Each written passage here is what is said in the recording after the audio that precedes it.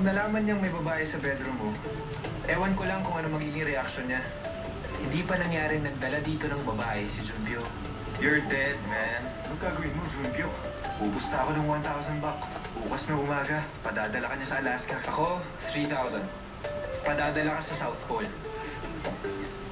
Baka mag-hire na lang ng hitman. Ano? Talaga? Ganun ba talaga siya kabagsit?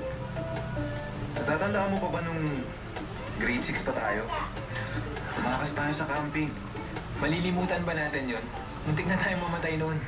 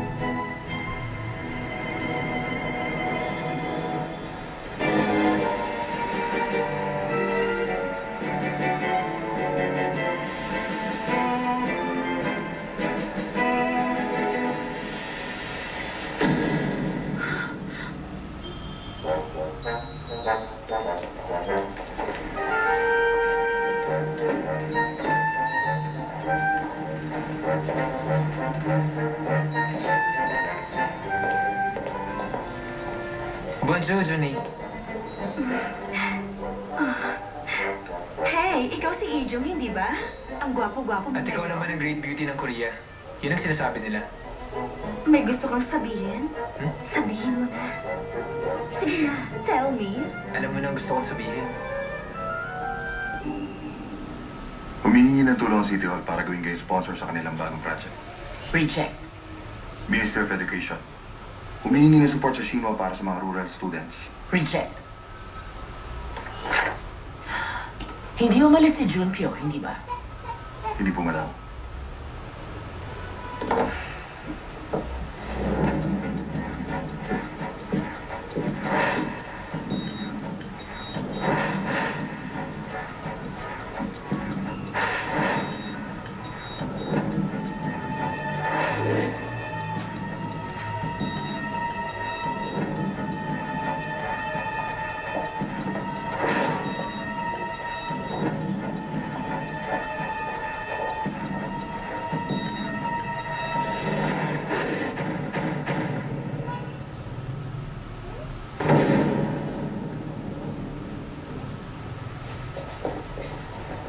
Good morning, Good tita. morning, tita.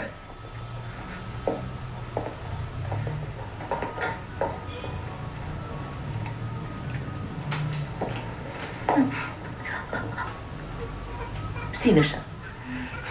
Good morning po. Bisita ko siya at wala ka nang pakialam doon.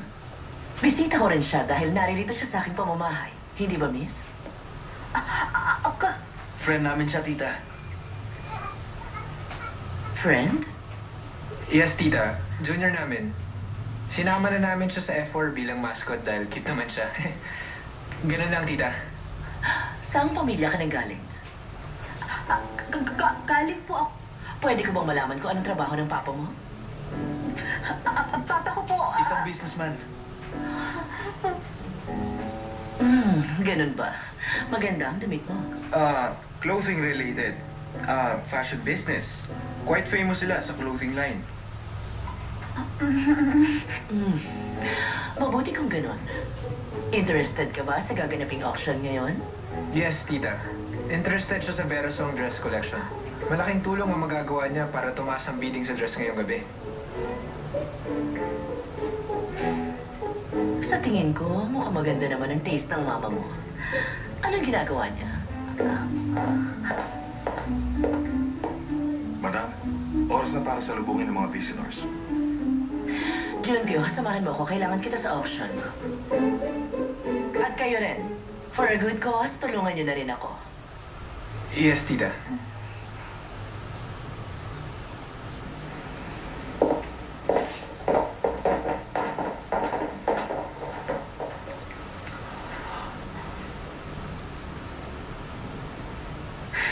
Bakit naman kasi kailangan pang magsinungaling? Paano kung malaman niya? Ha? Sana sinabi niyo na lang yung totoo. Na dry cleaning service ang business ng papa mo?